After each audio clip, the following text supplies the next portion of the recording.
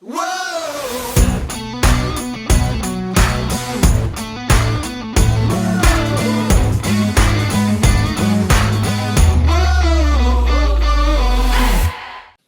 to the What's Up Verdict podcast. We fashion ourselves cinematic judge and jury. My name is JJ Cohn. I'm here with my co-host Matt Senheiner. Better red than dead. And Alec Burgess. Let's get it. We appreciate you tuning in and joining us. This intro thing's really weird when I'm just kind of talking, but I like it. We're here to have a good time, review some movies because, we try to help people decide whether they want to watch them or not. And this week, we're reviewing The Black Phone. It was released June 24th, 2022. It was written by Joe Hill and Scott Derrickson. It was directed by Scott Derrickson. Stars Mason Thames, Madeline McGraw, Miguel Cazares Mora, Tristan Pravong, Brady Hepner, and Ethan Hawke. After being abducted by a child killer and locked in a soundproof basement, a 13-year-old boy starts receiving calls on a disconnected phone from the killer's previous victims. If you haven't seen this movie and you want to avoid spoilers, now's the time to pause the podcast, go pick up where you left off when you come back after watching the movie. Yes, Matt. I got to say, that synopsis was very spot on. That, of all the ones we've heard, I got to get, if that's from IMDb, they got one right, to the T. Yeah, they did pretty good on that one. It was impressive. Guys, this movie was not what I thought it was going to be in all the right ways. JJ, can I just start off with you? What was the brother's sister's name? What was her name? I don't remember her movie name. Sister, Gwenny. Is she just like the sister you wish you always had? Because she is just awesome. Oh, dude. And if my sister's listening, Alicia, I love you. But yes, that would be hilarious because she cracked me up. Dude, when she went off on the principal and the cops in that freaking room, dude, I burst out laughing and I was like, get him. I just had to get that out of the way because I kept thinking, I was like, man, JJ's got it. In the movie, I was like, JJ's got to love this chick. She's the coolest little girl ever. Absolutely. Yeah, the Madeline McGraw is the actress's name. And man, she needs to be in everything because she was amazing. Well, she should be in some comedies in the future where she just gets to play some outlandish teenager and she'd kill it. Yeah, she's done a lot of stuff for her age. She's been in 27 movies already and TV shows. Wow. So, yeah. I haven't been in one. No, me neither. Yeah, really cool. Liked her. But back to your original point, I jumped the gun there. I just had to get that out of the way because that was one of my favorite parts about and there's R2-D2. But this movie, as JJ was kind of saying, I don't think it was what anyone expected. The way it started out, I was like, okay, happy movie, cool music. I'm going to school. Maybe I just expected it to be down and dreary and dark immediately, but didn't start the way I thought it was going to. Yeah, same. I was wound so tight for this movie. I was in my seat like this, and it just never happened. I was waiting for the jump. Alec, for our podcast listeners, you're in your seat like this. They can't see you. Describe this. Like a coward, pretty much. Tucked up with your hands on your chin. Hands on the face going, oh my gosh, what is it going to happen? And everybody around me knows giggling and laughing like a bunch of psychopaths. Yeah. And I was like, where is it? When is it going to happen? And it never really did. So I spent the entirety of this movie tense for really no reason whatsoever. For our listeners that are on our TikTok, there has been numerous posts about the countdown to Black Phone. Yeah. Alec has been wound up, not for a day, weeks, basically, in preparation for this show. And ever since I agreed to it. And Alec, you kind of started talking about this. Give us you watched the movie, your expectations of what you thought this movie was going to be versus what it actually was. Because I think there's probably many listeners like you out there that are on the fence about what is perceived to be horror versus maybe what this movie actually was. Yeah, so this wasn't horror to me, and I think I texted JJ this right after seeing the film, and it might just be a personal preference, but the kind of kidnapping serial killer thing has never really scared me or been classified as horror unless there is a supernatural element involved with it. And I thought there would be far more supernatural elements involved based on the previews with, a phone that rings that is disconnected and everything. But I didn't get that. So I was sitting there, and afterwards I was like, wow, I really liked that. It was a great movie. I'd watch it again. And I have never said that about any horror film ever. But yeah, the whole kind of kidnapping thing just doesn't bother me at all. It's really the ghosts and the goblins and the demons. Just doing this in case anybody wants to kidnap me. I'm a psycho. So. Are you Wow, he's putting pouring hot Cholula. sauce? This is just in case. Okay. What's in that mug? You don't need to worry about it. Oh, okay. Water. Just spice it up a little bit. Just trying Wait, to make sure I cover all my bases. Nobody kidnapped me. I'm crazy. I'll scratch your face. And he's now drinking. Wow, he's drinking Cholula water.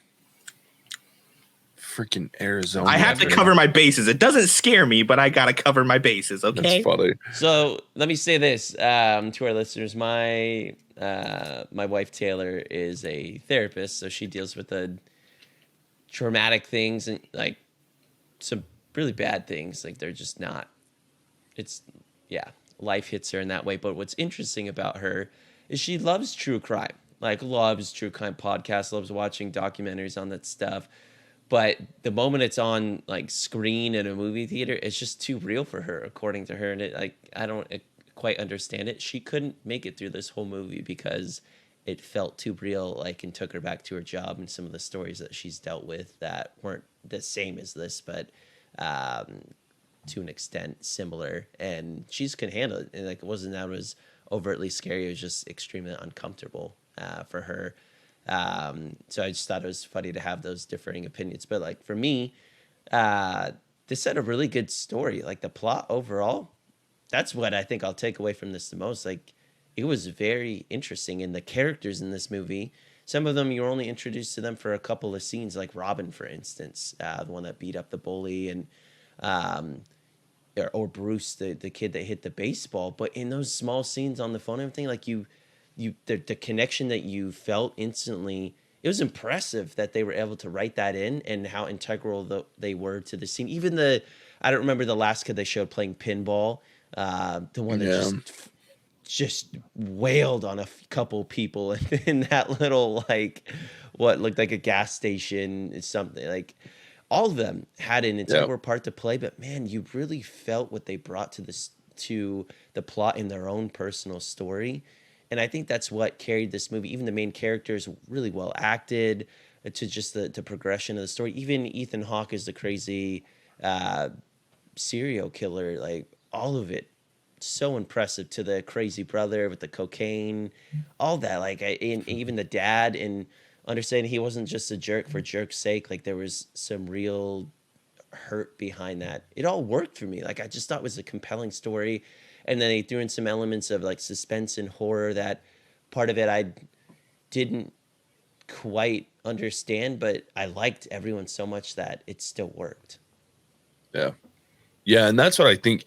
I left and I was like, man, this is like a suspense movie with horror elements.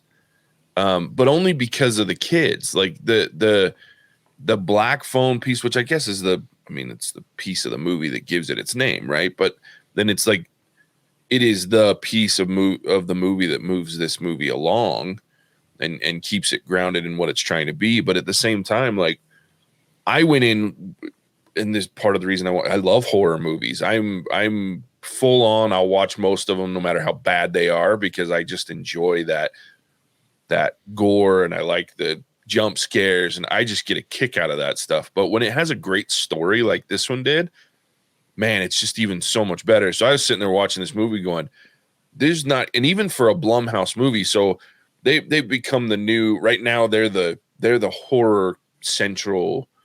I didn't know that. I don't watch horror movies, so. Yeah, Blumhouse is they've kind of, for probably the last 5 or 6 years, have been the center of the horror world, been remaking horror movies.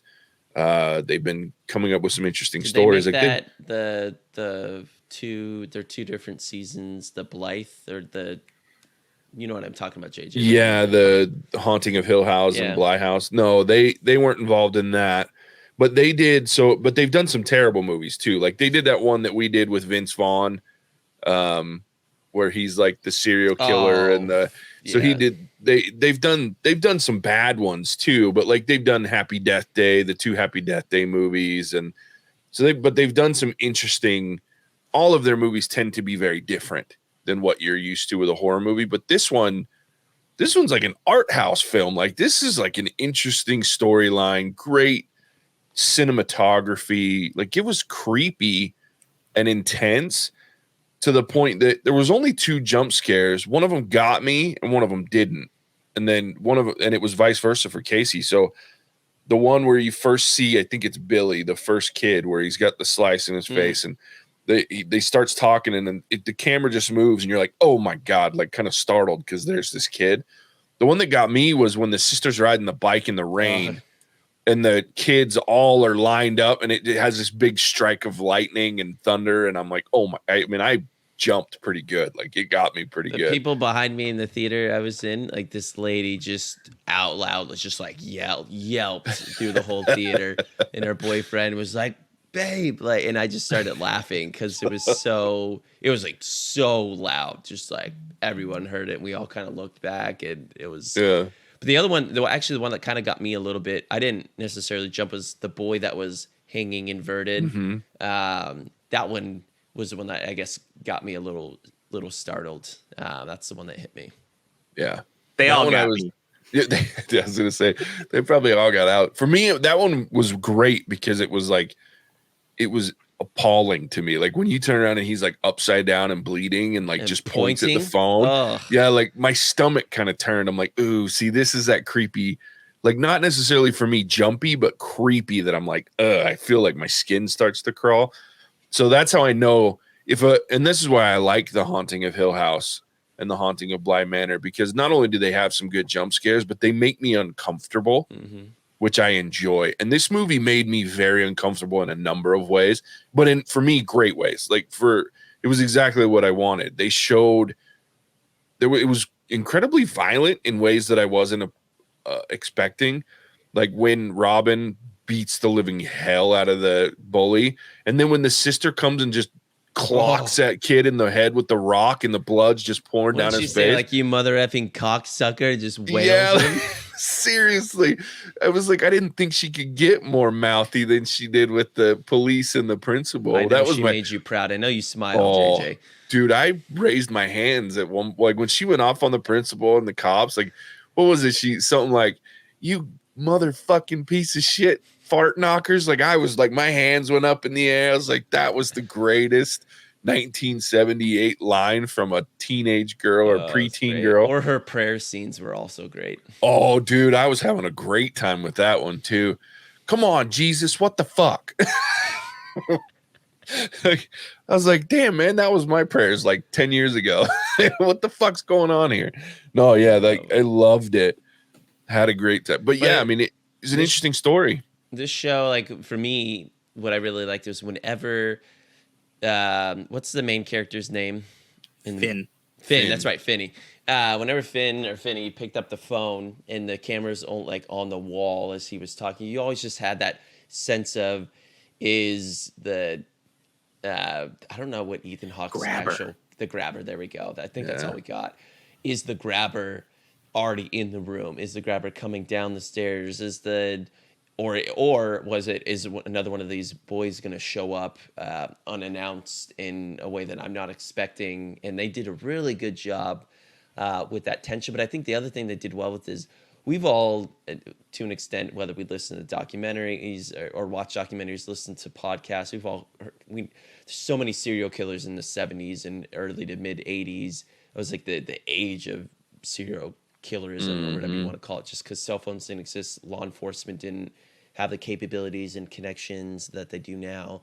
And I thought this show just did a really good job of showing probably what it was unfortunately like for someone to be in that situation, minus the phone part, because obviously that's not real. But a lot of it, the desperation, trying to find things in your surroundings to get out, all that was so believable. And even if they took out those elements of it was just this boy in this basement trying to survive, I think to an extent it probably still could have worked standalone.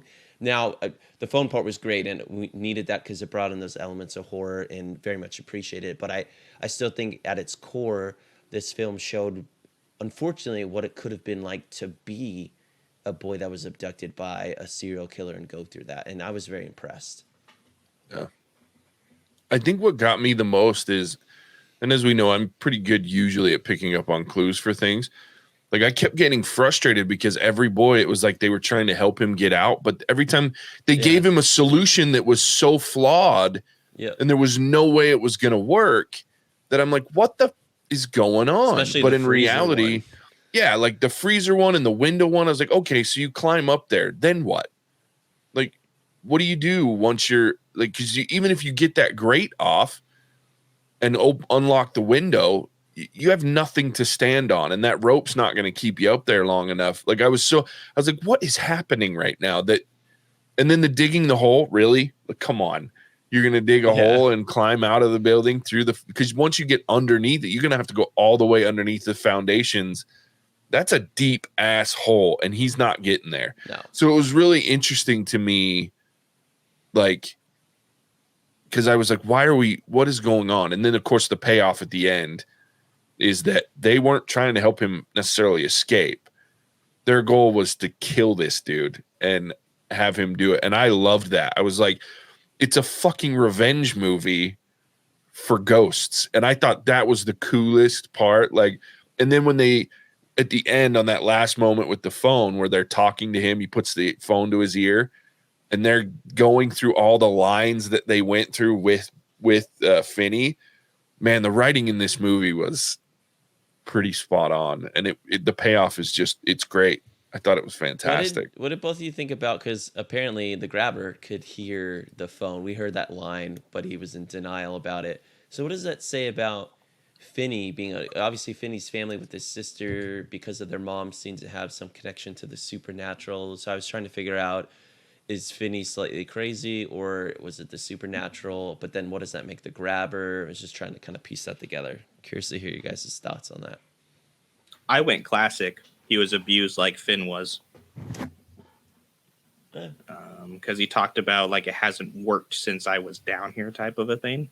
So I was pretty sure he just got locked in the basement as a kid. That would make sense. Also would explain his fascination with the Naughty Boy game. As well as the, kind of scene where, hey, if you just tell me your name type of thing, I'll let you go. Why'd you lie type of a thing. So it all plays off, at least for me. I was like, he was probably abused as a kid. Yeah. And that's where their connection is. Makes sense. I did like to tie in with the mom, and I like that they didn't give you every bit of information, right? Like, they just give you enough to explain why the little sister has dreams, why Finney can probably hear the phone ring and be able to talk to these kids. And then, like you said, and then they just leave you to figure out the rest of it, but it explains enough. Like sometimes movies like this, and whether they're horror or not, but when they've got all these big overarching underlying themes that are like explaining certain parts of it, they sometimes, and a lot of times, over explain. And then this is a great example to writers out there that you don't need to, I don't need it explained to me down to the macro level. Just give it to me enough that I go, okay, that makes enough sense for me to put up my suspension of disbelief and then enjoy what you're showing me. The moment you explain to what you think is sufficient, you leave the door wide open for us to say, well, you gave me enough to really give me a theory. Now I'm going to be, you said it, JJ, people pick that stuff apart. And that's the problem with a lot of, whether it's Marvel or Star Wars or horror movies. Like, once you give too much, then the floodgates are open. You can't really return. But viewers know, like, we're watching stuff with ghosts and supernatural. Like, we all know whether it's real or not in this world. Like, no one has the answers, so don't try to give it to me, because your answer is probably not right. Yeah. Because I think they did, like, if they had the grabber say more about the phone, or someone, then I would have been like, well, it's disconnected, it doesn't work, and the phone expands and bigger and smaller, and people could tell. Like, it would have been very confused, but they didn't do that. And then it rang, and it rang again. He picked it up, and someone talked. And I was like, oh shoot, it's one of the boys that's dead. That's really creepy, but very cool. Let's keep going. Yeah. Yeah. I liked it. I also like the concept where the previous victims forgot everything except like one simple line. And he's talking. He's like, I don't remember my name. He was first talking to Bruce. I don't remember my name. It's the first thing that you lose, type of a thing. And then there's always like a little tie-in because Finn has, seen the posters, and we get that earlier in the film where he's walking by. He's like, that's a new one. He knows these guys, whether he knew them before they were taken, doesn't matter. He's seen their poster. He knows about them. He knows what they liked and didn't like. And so he has a tie-in to every single one of the other victims. Yeah. Made me think of a little bit of like Sixth Sense, where he was almost in a way he was a part of their healing or their revenge tour, whatever you want to call it. And especially that kid at the end. I want to say, well, I don't know the last kid's name, the punk rocker, where he's like, we're not doing it for you. Like, he's like, like F that guy. And you could just feel the rage. But maybe like Robin was wanting it to do it for to save Finn, but each had their own levels of motivation. But it's just such an interesting concept to have it all work. And I'd like that they had it be Robin was like one of the last ones that he spoke with, just because it was a more of an emotional tie-in for sure. Yeah. Quick step back, step forward, step back, step forward, and swing. Yeah. Did you pack a phone receiver like? Because I mean, I've held a phone very similar to that, but not that old school. And what I know about electronics is like most of that phone wouldn't have anything in it necessarily, and I know they wouldn't make it rock solid because that would just be a waste of money and materials that they could save costs on. So I'm assuming that you could have done that with a phone like that. But my guess is, JJ, being our senior citizen here, that you may have literally held a phone like that. Yep. I've held many a phone like that. Those the rotary phones. We used to have one when I was a kid, and the phone itself was heavy as hell, like where the rotary piece is, but the handset was actually really light, and they're hollow most of the time. Except for on the mouthpiece and the earpiece, there's like you got like your little speaker, and then like a microphone piece that and they're wired together through the back of it. So if you were to get in there and pull the guts out of it, you could absolutely fill it full of dirt because it'd be hollow for the most part. You just have to pull out the couple of internal workings, and it's not hard to do that.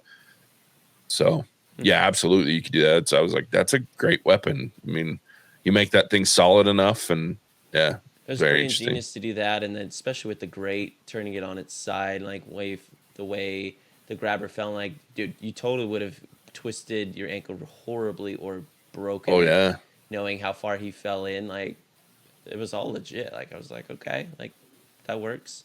Yeah.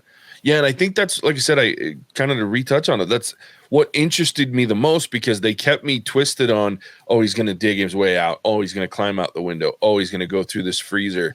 When in reality, all they were doing was setting him up to be able to win this final battle. Like, the combination when he the combination out, he freaking got it. It's true. But knowing that he was going to get caught, because again, it's like a Leia situation, right? There's no way he's getting away from this dude that's got a van.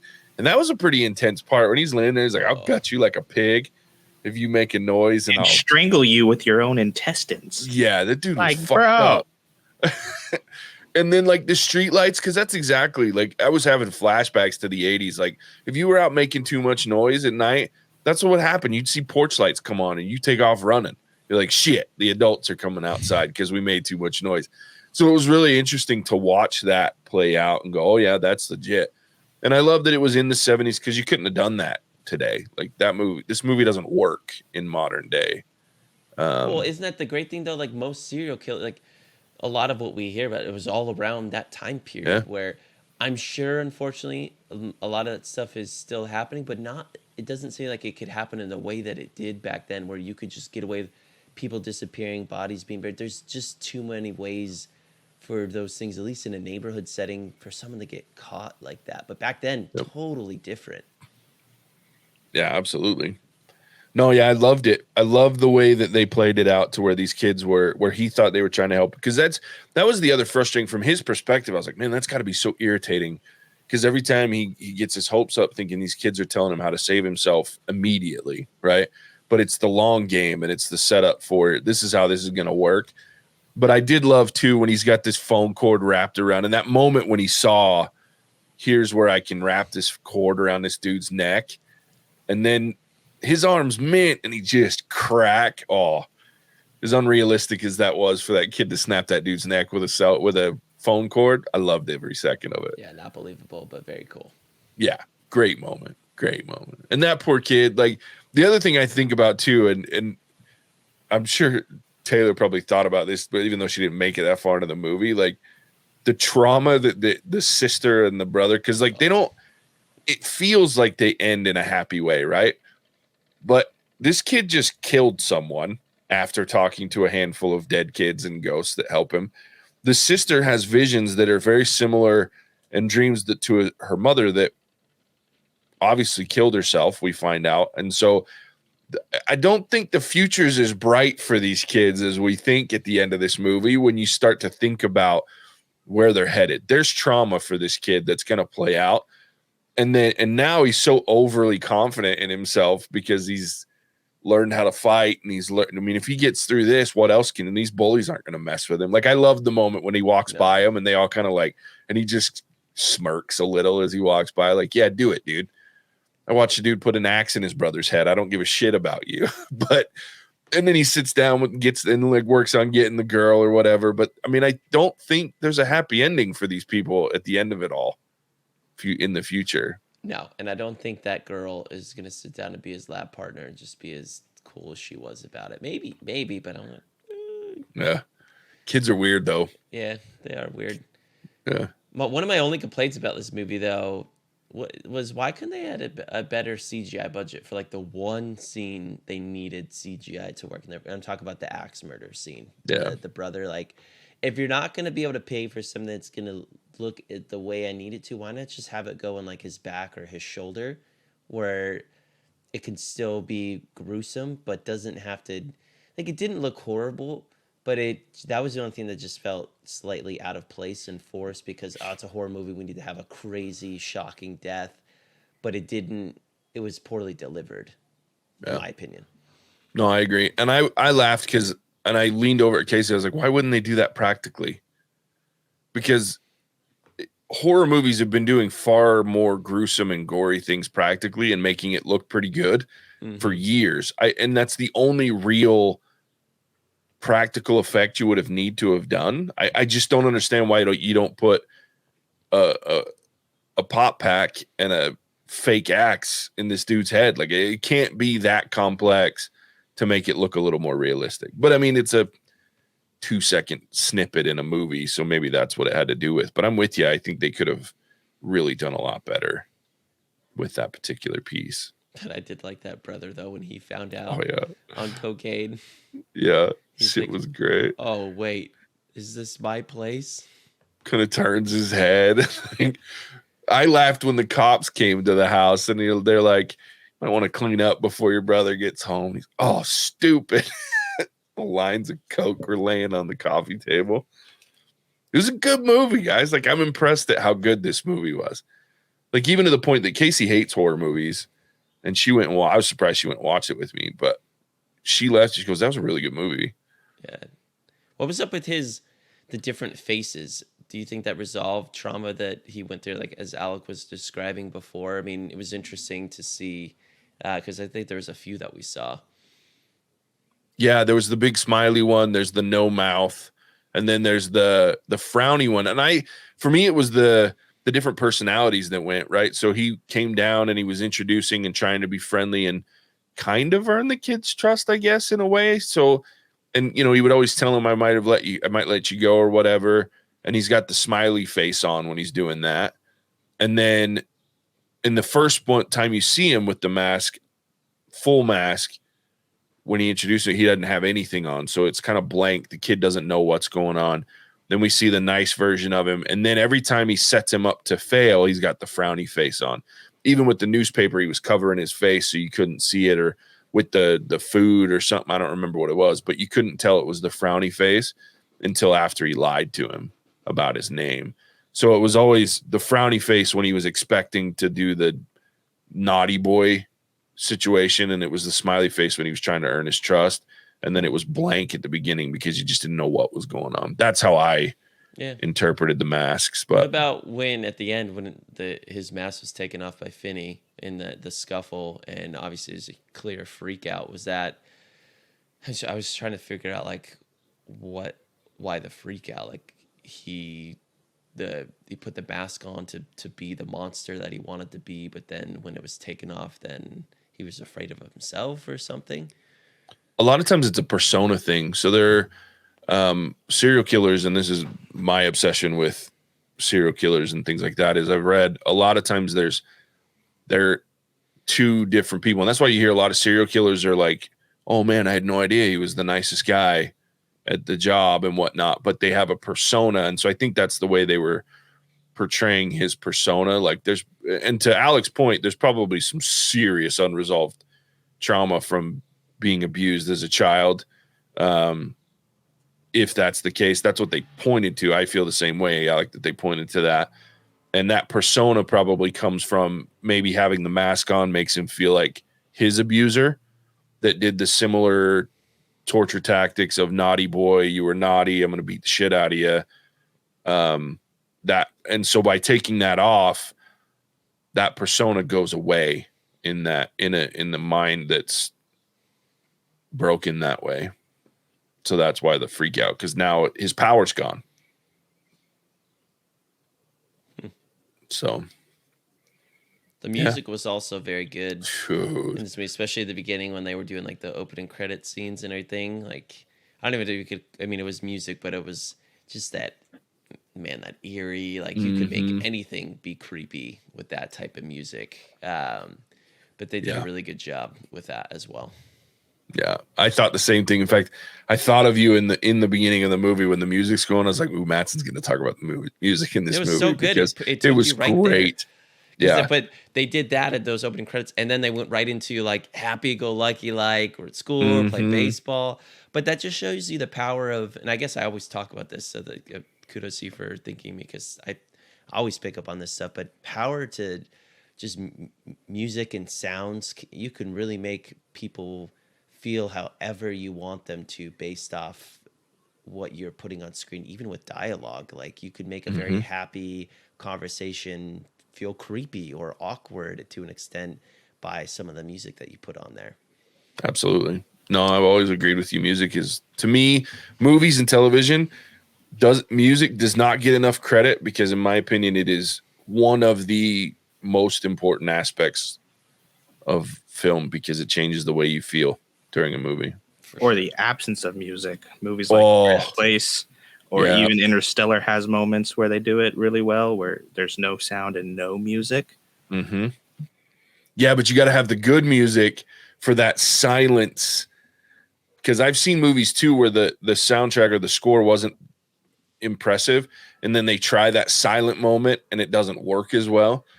But man, when music's good or the audio's great and the sound, not just the music, but the sound itself is really good, and then they have that silent moment like you talk, it's so awkward and uncomfortable. So I'm with you. I think sound guys should get way more credit than they do from the general movie watching world. So I always love it. That's why I love it when you bring it up, Matson, because I agree with you. Music, it's always one of the first things I notice with movies and shows. So honestly, I don't have I feel like we've said a lot of things.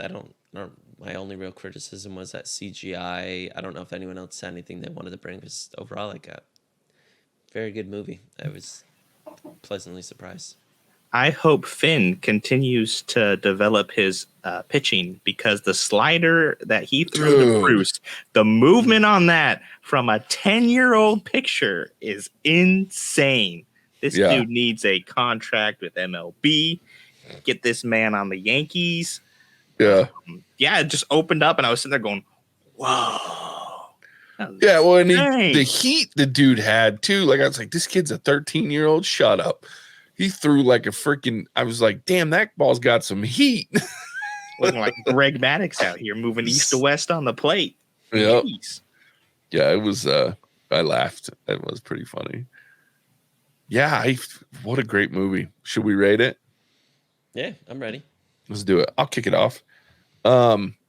This was not the movie I expected. Like, I've been looking forward to this horror movie because I thought I was gonna have some great horror, great scares, great jump, great gore. It was very little of any of that, but it was a great, great story, and it was well filmed movie. It was interesting. The characters were good. We didn't talk enough about Ethan Hawke as a creepy ass child kidnapping serial killer because he was creepy and he was ripped. Like, he's sitting in that chair. I was like, holy shit, he's huge.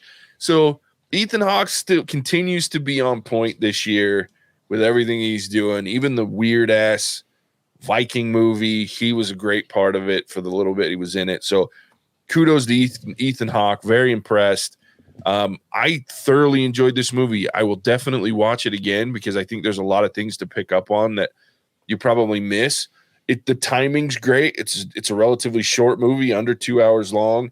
So for it to accomplish what it does in an hour and 45 minutes shows that we don't need 2.5 hour movies to have great movies in every situation. They have their place, but this movie did a lot with very little. I thoroughly enjoyed it. I'm going to give it a 4.5. If I had one criticism, I would have liked to know a little bit more detail about maybe like the mom and their back, but I don't need it. I just think I would have liked it. That's the only other thing. And then the CGI was a little funky in that kill moment. And then the cops why are the cops going to this little girl and just relying completely on her to solve this case? Because it feels like they weren't doing any work. Out the balloons, Jay. I know, right? They didn't release those details. This is 1978. Yeah, exactly. No newspaper. So sure. Those were a couple of my little grievances, but they're nitpicky at best. I 4.5 for me. This is a great movie. You should go watch it. Alec. I love how JJ goes first on the really good movies, Matt. You ever notice that? He makes us go first on the crummy ones. I really enjoyed this movie, and I hate horror films. I've told my story about Paranormal Activity. I have stories about The Hills Have Eyes and everything else in between. This movie, I was expecting to have a story, and I don't. I do have a fan theory, though. Corporal Upham gets home from Germany after fighting in World War II, finds a nice girl, settles down, has a couple of kids, doesn't realize his wife has visions and dreams. She ends up killing himself. He has flashbacks from PTSD during World War II, drinks himself into a hole, starts abusing his children, and becomes the worst father of the year. Fan theory. Anyway. Jeremy Davies. Good catch on that one. So that was fun. But I'm going to go 4.5 as well. I thoroughly enjoyed this movie, and I was shocked.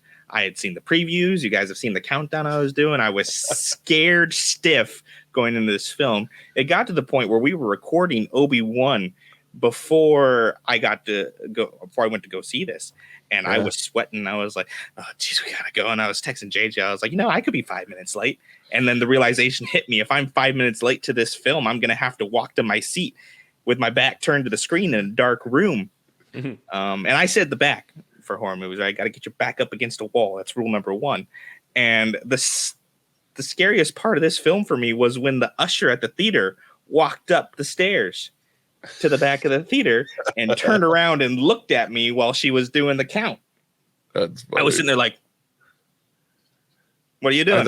I thought for sure you were going to say the scariest part of the movie was the Smile trailer before it. Yeah, I didn't watch it because you made me watch it earlier. So I looked up, I saw it, and I was like, nope, texting JJ.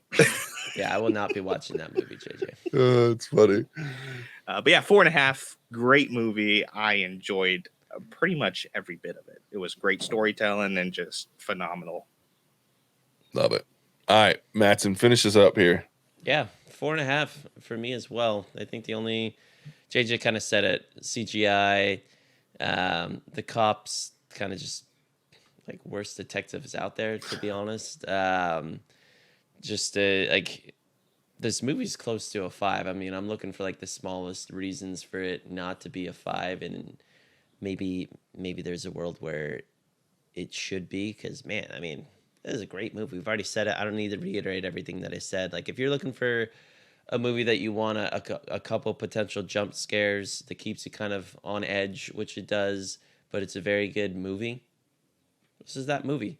I don't necessarily think you need to go to theaters to experience it. Like, when it comes out or whatever it's on that's streaming, like, it's a good one to get together with your friends, your girlfriend, your wife. You want to have a little bit of a different evening and curl up next to each other. Like, it's a great movie, and you're gonna walk away being like, really compelling story. Solid 4.5. Really good movie. Absolutely. Strong showing for the Black Phone. 4.5s across the board. I love it. I love when I accidentally pick a great movie to watch to scare for the sole purpose of having Alec. Yeah, shit JJ, himself. you didn't get what you wanted at all. No, I didn't. No, you got it. I watched a horror movie. It's true, and it turned out better than I anticipated because it was actually a good movie, a really great movie. And I will say that I know Taylor's been busting my ass about it me being my fault that she watched it. I do want to transfer blame to Alec because I had given up hope on this being on the podcast until Ethan Hawke shows up in everything we're reviewing for a while. And Alec goes, okay, I want to watch this because of Ethan Hawke. And I quickly agreed. And so it's actually Alec's fault that Taylor had to watch this movie, not mine. Man. Alec taking notes on his next JJ roast for TikTok. Come check it out. No, I'll take the blame for that. That was me. Yeah. I had completely given up that we were going to review that. Wasn't even on my list, and then Alec brought it up, and I latched onto that shit real quick. And I'm glad I did. So turned out real good. I'm glad you did too, and didn't let me weasel my way out of it. Yeah, exactly. All right, Mattson, tell everybody where they can find us. Yeah, if you want to come listen to us, you can find us wherever good podcasts can be found at What's Our Verdict Reviews. And if you want to check us out more on the social media front, as aforementioned, find us on TikTok for all of our great videos coming from yours truly being Alec at What's Our Verdict. And then you can check us out on Facebook, Instagram, and Twitter to kind of see what's dropping or what will drop. But we are around, and come give us a look. Leave us a comment if there's something you want us to watch. As we're going to start doing that here in the next couple of months as well. We'd love to pay service to our fans. And then don't forget to hit that follow, like, or subscribe button on however you are listening to us. And we do have a lot of our videos up on YouTube as well, if that's easier for you to find us there too. Perfect. Thanks, Mattson. There it is. Go check out Black Phone. As always, we appreciate you tuning in. We'll catch you on the next one. Bye. Cinemagic out. Whoa!